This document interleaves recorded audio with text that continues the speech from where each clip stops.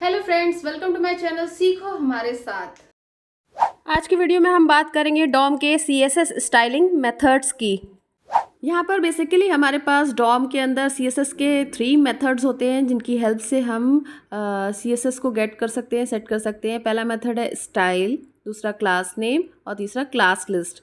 इनकी हेल्प से हम CSS को गेट भी कर सकते हैं, उसकी वैल्यू क्लास नेम की हेल्प से क्लास नेम एक्सेस कर सकते हैं क्लास लिस्ट से, और इसकी वैल्यू सेट भी कर सकते हैं और वैल्यू गेट भी कर सकते हैं इन तीनों मेथड की हेल्प से। ये सबसे पहले देखते हैं स्टाइल मेथड किस तरह काम करता है। यहाँ पे मैंने HTML का एक पेज बना रखा है। इसमें मैंने हेडर की वैल्यू दे रखी है, मेन्यूज़ और कुछ कंटेंट बनाया हुआ है, फुटर दिया हुआ है और कुछ हाइपरलिंक्स दिए हुए हैं। ये पेज मैंने पहले भी यूज़ किया हुआ है, आपने लास्ट वीडियो में देखा होगा। तो यहाँ पर मैं स्टाइल की मदद यहाँ पे मैं स्टाइल एक्सेस कर रही हूँ। ये देखिए, पहले बॉर्डर की स्टाइल दी हुई थी कुछ और यहाँ पे हेडर की वैल्यू एक्सेस करने के लिए क्वेरी सेलेक्टर का यूज़ किया है। और ये देखिए, यहाँ पे मैं हैश हेडर इसकी आईडी डाल देती हूँ और यहाँ पे इनर HTML डाल देती हूँ। तो इसका स्टाइल एक्सेस करना है तो हमें जो ऊपर स्टाइल दिया हुआ है हेडर का वो लिखना पड़ेगा। तो हमने डॉट स्टाइल लिख दिया, ये देखिए डॉट स्टाइल लिख दिया। अब हम HTML के पेज में देख लेते हैं। ये देखिए, यहाँ पे स्टाइल क्या दिया है, बॉर्डर 1 पिक्सल और सॉलिड रेड दिया हुआ है। तो ये स्टाइल फिक्स है, तो ये मैंने सेट किया हुआ है। तो हमें एक्सेस करना है स्टाइल, तो यहाँ पे और डिस्क्राइब करना पड़ेगा स्टाइल डॉट बॉर्डर। तो अब इसे हम रन कराते हैं, राइट क्लिक करके कंसोल पे जाते हैं। तो देखिए, यहाँ पे ये दे दिया है पूरी वैल्यू, ये स्टाइल की वैल्यू दे दी है 1 पिक्सल सॉलिड रेड। तो इस तरह से हम स्टाइल एक्सेस कर सकते हैं। वैल्यू हमने गेट कर ली क्वेरी सिलेक्टर की हेल्प से। मान लीजिए यहाँ पे कोई ऐसी वैल्यू सेट कर देते हैं स्टाइल डॉट कलर, जो कि मैंने HTML के कोड में नहीं दिया हुआ है। देखिए, तो यहाँ पे कोई वैल्यू नहीं दिखा रहा है क्योंकि HTML में नहीं मैंने दिया हुआ है। तो स्टाइल में कलर की वैल्यू कुछ नहीं है, सॉलिड रेड लिखा है तो मैं लिख देती हूँ रेड के बाद कलर कोलन ऑरेंज। तो ये देखिए, यहाँ पे ऑरेंज कलर भी सेट कर दिया है और कलर का नेम भी दिखा रहा है ऑरेंज। तो इस तरह से हम वैल्यू गेट कर सकते हैं।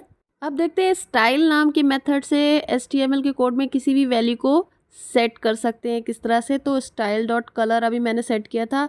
अब देखिए, मान लीजिए मैंने लिख दिया डॉक्यूमेंट डॉट क्वेरी सेलेक्टर और हैश हेडर को टारगेट कर रहे हैं, फिर डॉट स्टाइल में चेंजेस कर रहे हैं स्टाइल डॉट, फिर हमें स्टाइल में अब बैकग्राउंड को चेंज करना है तो बैकग्राउंड कलर लिखेंगे। बैकग्राउंड कलर लिखने का CSS में जैसे हम लिखते थे बैकग्राउंड डॉट डैश कलर, तो हम वैसे नहीं लिखेंगे जिस तरह से लिखा है। हमें इसमें दूसरी तरह से लिखना होगा, बैकग्राउंड कलर का C कैपिटल, इस तरह से लिखेंगे तब ये चलेगा। तो बैकग्राउंड कलर दे दीजिए, आप कोई भी कलर दे सकते हैं। = टैन डबल कोट में लिखना होगा। यहाँ पे टैन कलर का नेम है। अब इसको सेव करके रन कराते हैं। देखिए, बैकग्राउंड कलर चेंज हो गया है, यहाँ पर टैन कलर आ गया है। तो इस तरह से हेडर का ये बैकग्राउंड कलर हम चेंज कर सकते हैं। अब देखिए, इंस्पेक्ट करने पे ये कोड देखा तो बैकग्राउंड हाइफन कलर अपने आप सेट हो गया, जबकि हमने प्रॉपर्टी में बैकग्राउंड कलर लिखा था तो ये ऑटोमेटिकली सेट कर लिया है इसने। अभी इसी तरह से एक और प्रॉपर्टी लगा देते हैं। जैसे अभी बैकग्राउंड कलर चेंज किया था, अब टेक्स्ट का कलर चेंज करना है तो उसके लिए हमें लिखना होगा स्टाइल डॉट कलर। यहाँ बैकग्राउंड कलर हटा के स्टाइल डॉट कलर लिख देते हैं तो टेक्स्ट का कलर चेंज हो जाएगा। इसको टैन से हटा करके ब्लू कर देते हैं। तो अब देखिए, टेक्स्ट का कलर भी यहाँ पे चेंज कर दे रहा है। ये देखिए, ब्लू कलर में आ गया है ये टेक्स्ट, और ये देखिए यहाँ पे कलर ब्लू भी दिखा रहा है। कलर यानी कि टेक्स्ट का कलर ब्लू दिखा रहा है और बैकग्राउंड टैन दिखा रहा है। अभी आपने देखा कि स्टाइल की वैल्यू को कैसे गेट करते हैं और उसकी वैल्यू को अगर सेट करना हो तो किस तरह से सेट करेंगे। अब देखते हैं क्लास नेम मेथड को, जिसमें क्लास नेम को हम गेट कर सकते हैं, उसके अलावा उसको सेट कर सकते हैं अलग अलग तरीके से। आइए देखते हैं। यहाँ HTML के पेज पे एक हेडर पे क्लास लगी हुई है। तो HTML एक बार देखते हैं कोड इसका। तो ये देखिए, यहाँ पे HTML ओपन किया, देखिए यहाँ पे एक क्लास लगी हुई है हेडर में ABC नाम की। तो पहले इसको हटा देते हैं और बाकी सारी चीज़ें ये रहेंगी। अब एक नई क्लास यहाँ पे सेट करते हैं। तो उसके लिए हमें लिखना होगा, ये हेडर पे सेट कर रहे हैं तो document dot query selector header लेंगे डॉट क्लास नेम। अब हम यहाँ पे क्लास सेट कर देते हैं, डबल कोट में हमें क्लास का नाम देना होगा जो हम सेट कर रहे हैं, तो हम क्लास का नाम ABC सेट कर देते हैं और ये बाकी चीज़ें हटा देते हैं। तो अब देखिए ABC नाम की क्लास हमने सेट कर दी है और यहाँ पे स्टाइल कलर ये भी हटा देते हैं।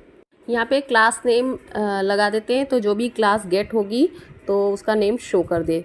तो अब हम इसके साथ CSS भी कर लेते हैं, इसमें CSS में जो भी चेंजेस हों वो दिखा दे। तो मैं अब इसकी CSS फाइल पे जाती हूँ और ये रही। अब इसमें जो ये देखिए हेडर पे बैकग्राउंड में क्रिम्सन कलर लगा हुआ है, तो इस कलर को हटा देते हैं, ये डिलीट कर देते हैं। अब इसको हटाने के बाद सेव करके देखते हैं, यहाँ पे हेडर का कलर ये देखिए वाइट आ गया है, यहाँ पे कोई भी कलर नहीं है। अब जैसे ही ABC नाम की क्लास लगे और तो ये फिर कलर लग जाए, तो मैंने डॉट ABC नाम की क्लास यहाँ पे डाल दी है और बैकग्राउंड क्रिम्सन कलर डाल दिया है। जैसे सेव करके रन कराया देखिए ये कलर यहाँ पर आ गया वापस।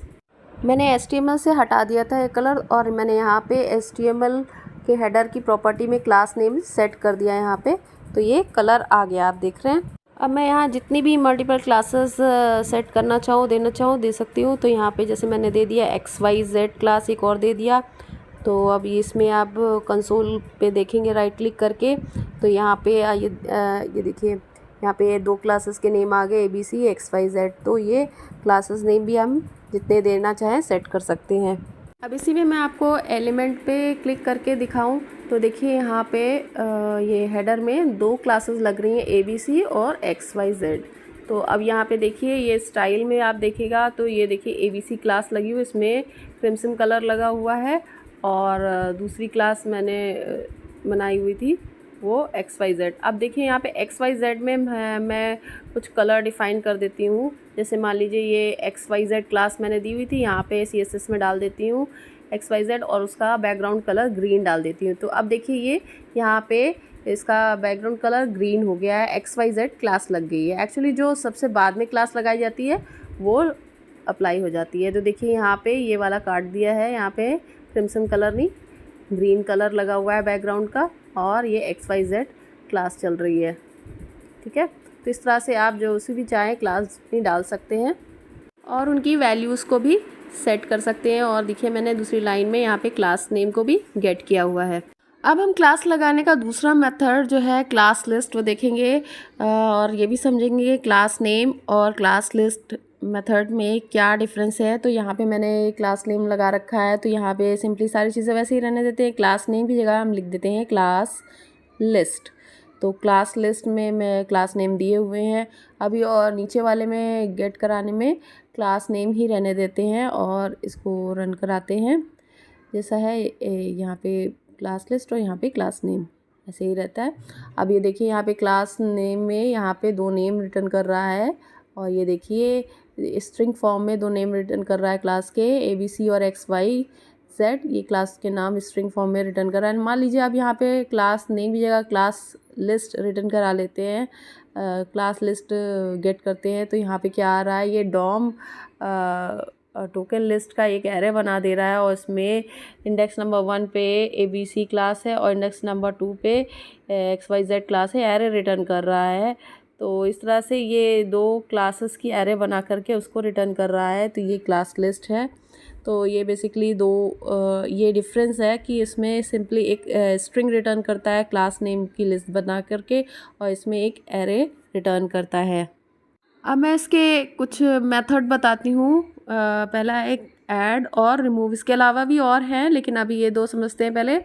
तो ऐड करने के लिए पहले हम यहाँ से XYZ क्लास हटा देते हैं। देखिए ये पहले जो रेड कलर का था हेडर वो आ गया हमारा पुराना, और अब ये ABC क्लास को हम वापस से HTML वाले कोड में यहाँ पर डाल देते हैं। मैंने पहले यहाँ से हटा रखा था और CSS में चेंजेस किए थे। अब यहाँ पे ये हेडर में कॉल कर लेते हैं ABC क्लास।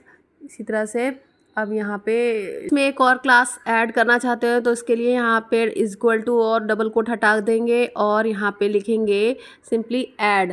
तो यहाँ पे class list dot add function ये यूज़ करेंगे, ये मेथड है जिससे हम ऐड कर सकते हैं क्लास को। अब यहाँ पे डबल कोट में पैरेंथेसिस के आपको क्लास नेम देना होगा, यहाँ एक या एक से ज़्यादा जितनी चाहे क्लास ऐड कर सकते हैं। तो मैंने दे दिया XYZ और ये देखिए XYZ मैंने पहले बता रखा था ग्रीन कलर। तो ये देखिए यहाँ पे ABC और XYZ दोनों लिस्ट में आ गए हैं। अब यहीं पे हम एक और क्लास लिखना चाहते हैं तो सिंपली आपको यहाँ पे कॉमा करके पैरेंथेसिस के अंदर डबल कोट में जो भी दूसरी क्लास आप ऐड करना चाहते हैं उसको ऐड कर सकते हैं। उसी तरह से कॉमा करके जितनी चाहे क्लास आप ऐड कर सकते हैं। तो मैंने यहाँ पे कॉमा करके डबल कोट पे कोई और क्लास नेम मान लीजिए दे दिया, कोई भी आप क्लास नेम दे सकते हैं, फिर बाद में उसे डिफ़ाइन करिए।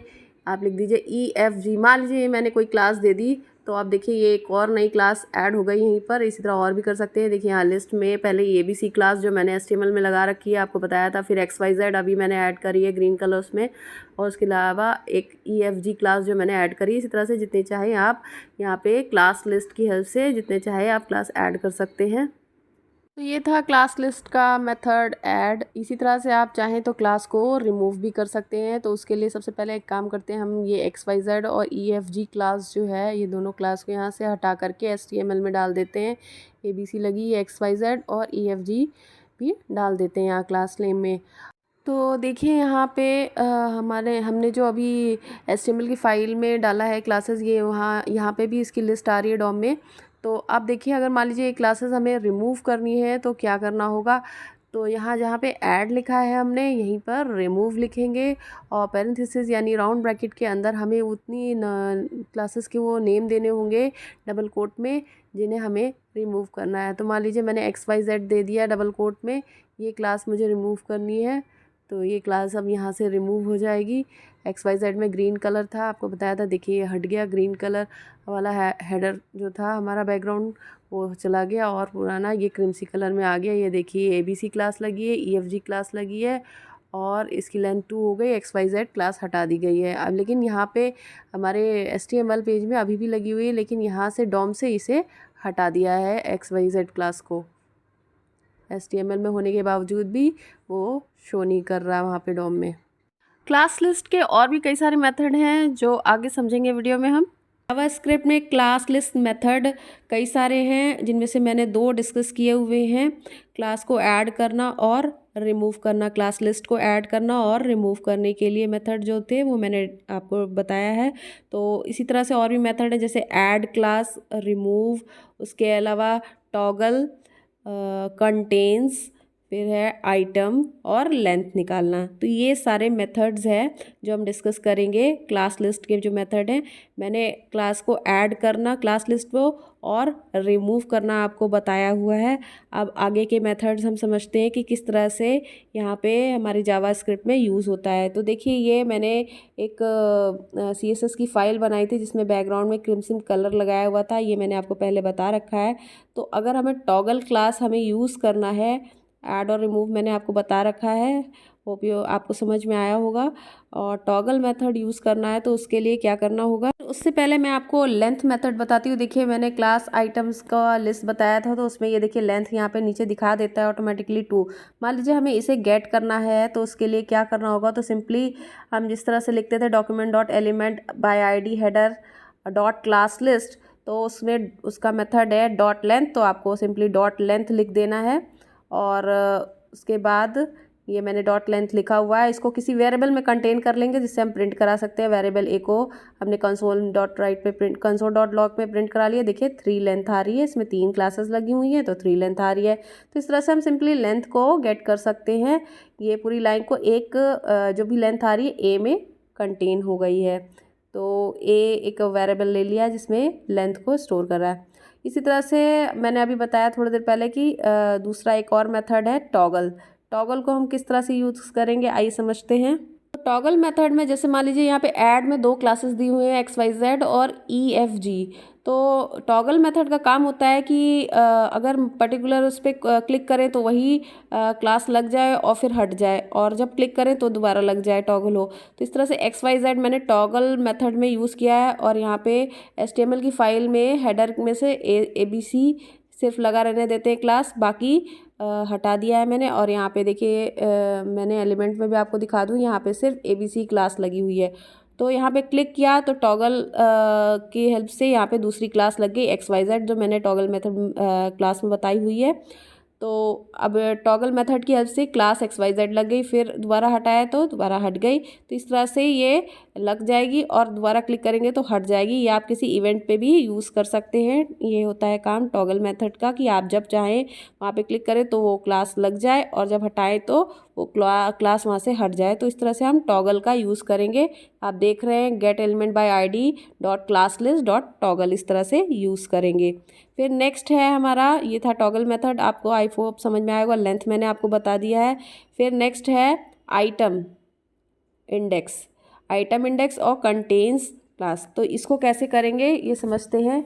तो ये देखिए यहाँ पे मेरा HTML का ये डॉक्यूमेंट है, इसमें मैंने डिव में हेडर आईडी ली हुई है और इसमें क्लास लगी है ABC EFG XYZ, ये 3 क्लासेस लगी हुई हैं। अब यहाँ पर मैं कंसोल में जाके ये देखिए यहाँ पे ये 3 क्लासेस लगी हुई है हेडर में, ABZ और EFG, ये 3 क्लासेस की लिस्ट दिखा रहा है। अब हमें इस क्लास की लिस्ट देखनी है, यानी इसके आइटम्स देखने हैं। तो सबसे पहले हम यहाँ पे कंसोल में जाकर क्लिक करेंगे तो देखिए यहाँ पे एक एरे बना दिया है क्लास का और इसमें ये 3 क्लास की इंडेक्स के साथ लिस्ट दिखा रहा है। 0 पे ABC, 2 पे XYZ और 3 पे EFG।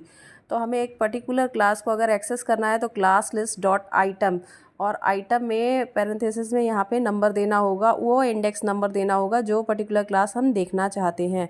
तो यहाँ पे इंडेक्स नंबर एरे का आपको पता होना चाहिए। तो यहाँ पे देखिए 0 दिया तो 1 दिया था तो यहाँ XYZ आ गया, 1 पे XYZ है, 0 पे ABC था, मैंने आपको बताया था। मान लीजिए हमें और कोई क्लास देखनी है, 0 पे ABC है, इसी तरह से, और 2 पे हमारा EFG है। तो यहाँ पे आइटम के साथ 0 जो इंडेक्स नंबर देने पे हमें वो पर्टिकुलर क्लास एक्सेस हो जाती। अब तीसरा है हमारा लास्ट कंटेन्स क्लास, ये ट्रू या फॉल्स यानी 0 या 1 वैल्यू रिटर्न करता है।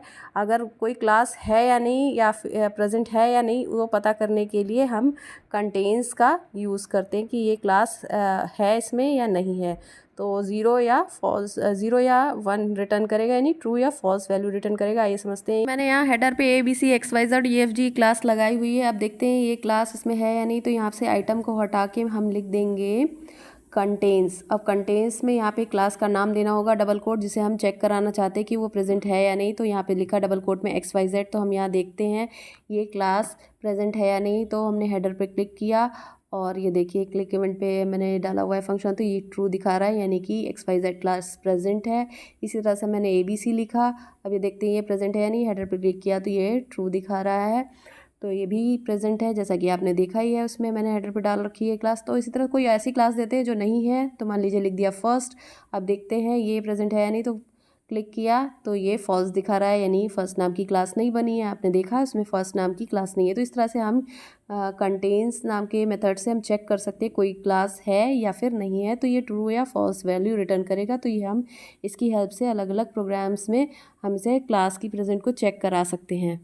मैं आपको बता दूं कि जावास्क्रिप्ट ट्यूटोरियल में मैंने पहले आपको बताया हुआ है किस तरह से पेज पे इवेंट को कॉल किया जाता है। अलग अलग इवेंट होते हैं, माउस इवेंट, विंडोज़ इवेंट और कीबोर्ड इवेंट, बहुत सारे होते हैं, और इनको किस तरह से यूज़ किया जा सकता है और कैसे कॉल किया जाता है, ये मैंने सारी चीज़ें आपको पिछले कुछ वीडियोज़ में मैंने बताई हैं। वो आप जा करके ज़रूर देख लीजिएगा, डिस्क्रिप्शन में लिंक दे दूँगी, आई बटन पे भी। तो मैं एक रफली आइडिया दे देती हूँ। जैसे बटन के ऑन क्लिक इवेंट पे ABC फंक्शन कॉल किया हुआ है, तो ये बटन को क्लिक करने पे ABC फंक्शन ट्रिगर होगा और वर्क करेगा। तो इसी तरह से मैं अभी आपको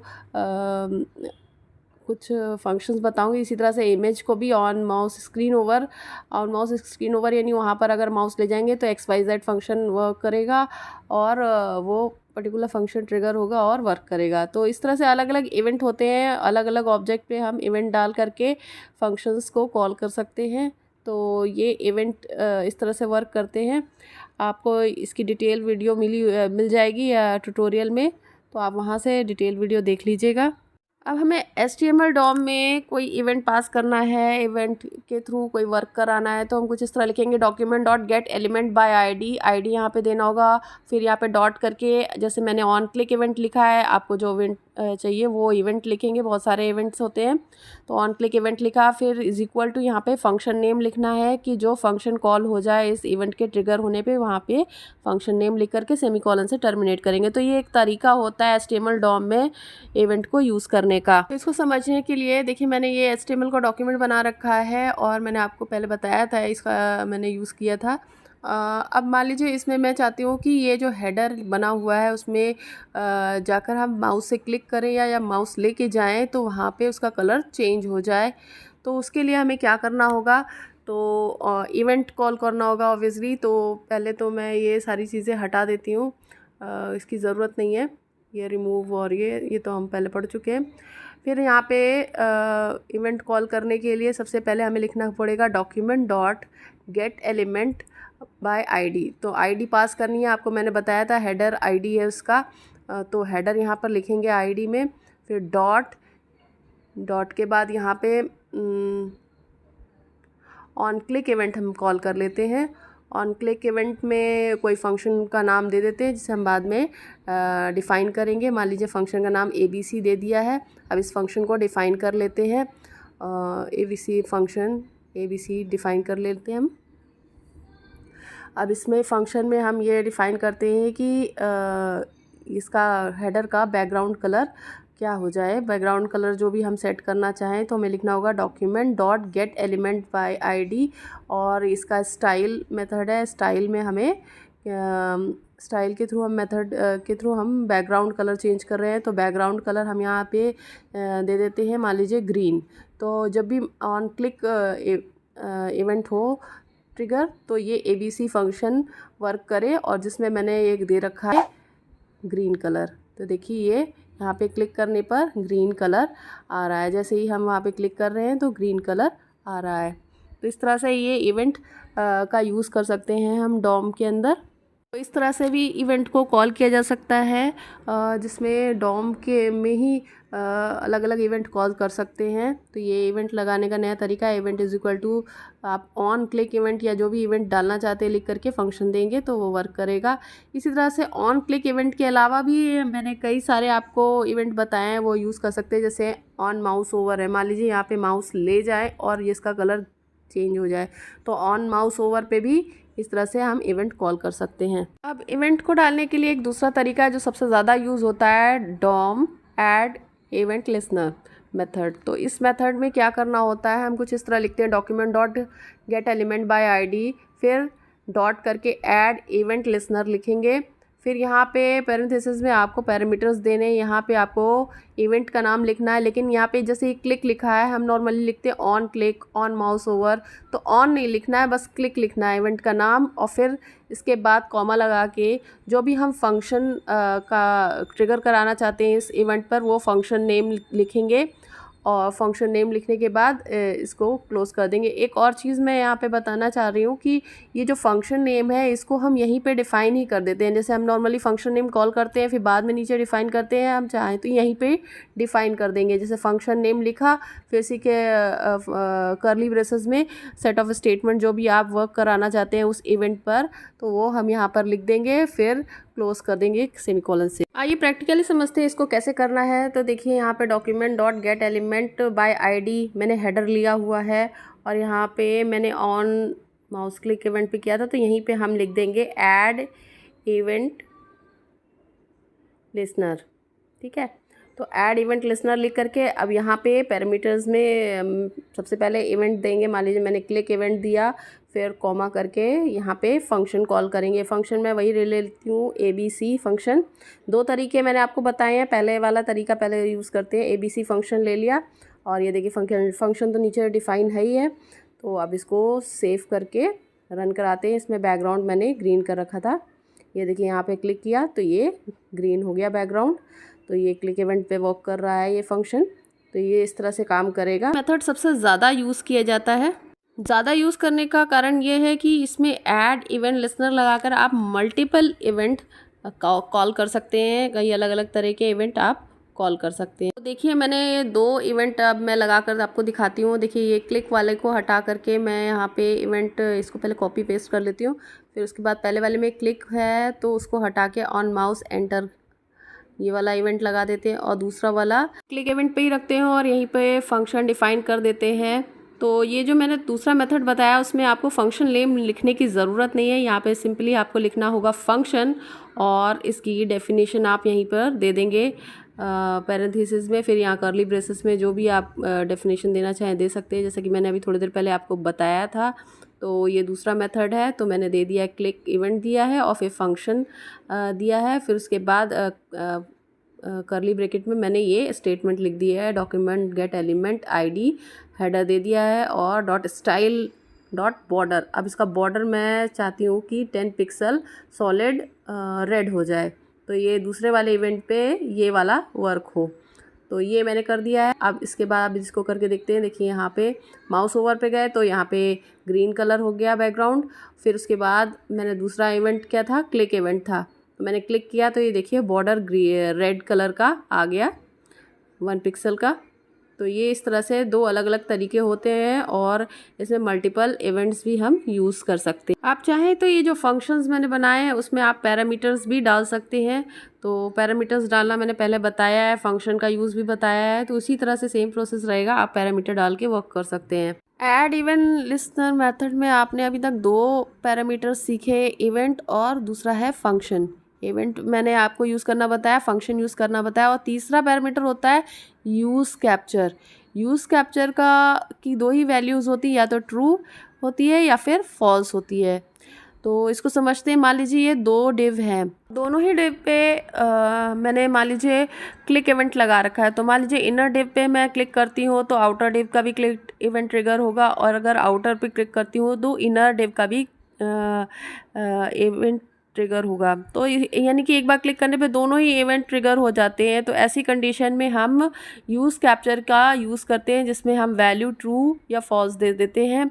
बाय डिफ़ॉल्ट वैल्यू फॉल्स ही रहती है। तो यहाँ पे इस तरह से ये मैंने एक एग्जाम्पल पेज बनाया हुआ है, इसको समझते हैं। इसमें 2 डिव है, एक इनर है और एक आउटर डिव है। ये 2 डिव हैं और इसकी मैंने ये HTML बना रखी है। देखिए ये HTML है इस दोनों डिव पे आईडी लगा रखा है। इनर डिव की आईडी इनर है और आउटर डिव की आईडी आउटर है, और मैंने इसमें JS की फ़ाइल यहाँ पे कॉल की हुई है। अब JS पे हम इसकी प्रोग्राम लिखेंगे। तो यहाँ मैंने JS की फ़ाइल में क्वेरी सेलेक्टर यूज़ किया, डॉक्यूमेंट डॉट क्वेरी सेलेक्टर, और यहाँ पे हैश इनर, इसकी आईडी ले ली इनर डिव की, और ऐड इवेंट लिस्नर, और इसमें यहाँ पे पैरामीटर दे दिया क्लिक। अभी मैं उसे यूज़ नहीं कर रही हूँ, अभी सिंपली बता रही हूँ आपको क्लिक, और फिर यहाँ पे फंक्शन यहीं अंदर ही डिफ़ाइन कर देते हैं, आउटर फंक्शन नहीं लेते हैं। यहाँ पे सिंपल मैसेज मैं पास कर देती हूँ अलर्ट में इनर डिव, और इसको क्लोज कर देते हैं। इसी तरह से ये इनर डिव के लिए मैंने बना दिया। अब आउटर डिव के लिए भी इसी तरह से बना देते हैं। इसको कॉपी करके पेस्ट कर लिया, यहाँ पे बस इनर की जगह आउटर लिख देंगे, और यहाँ मैसेज में ये देखिए इनर की आईडी आउटर की आईडी आउटर है और इनर की इनर है, इसलिए मैंने हैश आउटर हैश इनर लिखा। अब यहाँ पे लिख दिया आउटर डिव। अब इसको सेव करके रन कराते हैं। देखिए अभी यूज़ कैप्चर के बिना मैंने फंक्शंस बनाए हैं और इवेंट ट्रिगर किया है। देखिए ये मैंने इस पर क्लिक किया तो ये यहाँ पे मैसेज आ गया इनर डिव का, और इसी तरह से ओके किया तो तुरंत आउटर डिव का भी आ गया, यानी एक साथ दोनों इवेंट ट्रिगर हो रहे हैं। उसके बाद नहीं हो रहा है, यानी दोनों एक साथ ट्रिगर हो रहे हैं। तो अब इस प्रॉब्लम को सॉल्व करने के लिए यूज़ कैप्चर का हम यूज़ करते हैं। अब इसमें लास्ट में जहाँ कर्ली ब्रेसेस बंद हो रहे हैं वहाँ पर हम लिख देंगे तीसरा पैरामीटर जो भी मैंने आपको बताया यूज़ कैप्चर। तो यहाँ पे उसकी वैल्यू ट्रू लिखनी है, और यहाँ पे भी कॉमा करके ट्रू लिख देते हैं। बाय डिफ़ॉल्ट फॉल्स होता है, तो इस पर क्लिक किया, वैल्यू ट्रू मिली तो ये मैसेज आया। तो जब हम क्लिक करेंगे तो वैल्यू ट्रू हो जाएगी और मैसेज डिस्प्ले हो जाएगा। ठीक है, तो ये हो गया। अब दूसरा वाला मैसेज आप देख रहे हैं नहीं आया, यहाँ पे भी ट्रू है लेकिन वो दूसरा वाला नहीं आया क्योंकि हमने आउटर डिव पे क्लिक नहीं किया था। तो अब देखिए यहाँ पे फॉल्स कर देते हैं, मान लीजिए दोनों तरफ बाय डिफ़ॉल्ट वैसे फॉल्स ही रहता है, तो वही प्रॉब्लम होगी जैसे पहले हो रही थी, दोनों एक साथ मैसेज ट्रिगर हो रहे थे। ये आ गया, फिर उसके बाद ओके करते ही दूसरा मैसेज आ गया। ठीक है, तो अब फॉल्स तो बाय डिफ़ॉल्ट होता है, यानी वो काम नहीं कर रहा। ट्रू करेंगे तो जिस पे क्लिक करेंगे उसकी वैल्यू ट्रू मिलेगी तो वो वर्क करेगा। तो आपने देखा ऐड इवेंट लिसनर मेथड से आप HTML में जो अननेसेसरी कोड बढ़ जाता है, लेंथ बढ़ती है उसकी, तो उससे बच सकते हैं और एक सिंपल लाइन से आप कई सारे इवेंट को ऐड कर सकते हैं और एक ही इवेंट को कई बार यूज़ कर सकते हैं। देखिए 2-2 क्लिक के इवेंट लगाए गए हैं और इसके अलावा इसमें पैरामीटर्स होते हैं, उनका यूज़ करके आप फंक्शंस दे सकते हैं। इसके अलावा अगर आप फ्यूचर में चाहते हैं कि कभी आपको इसमें पेज में अपडेशंस करने हैं या चेंजेस करने हैं कोई, तो आप बिना कोड में जाए या उसमें कोड में चेंजेस किए बिना आप रिमूव इवेंट लिसनर मेथड की हेल्प से उस पर्टिकुलर रिमूव कर सकते हैं मेथड को, इवेंट को रिमूव कर सकते हैं एक फंक्शन लगा करके, और जो पहले के मेथड है उनको इवेंट को रिमूव कर सकते हैं और उसके लिए आपको कोड में जाने की ज़रूरत नहीं पड़ेगी। तो इसकी हेल्प से आपको अगर वेबसाइट में अपडेशंस करने हो, चेंजेस करने तो बहुत इजीली कर पाते हैं कि बाद में आपको वो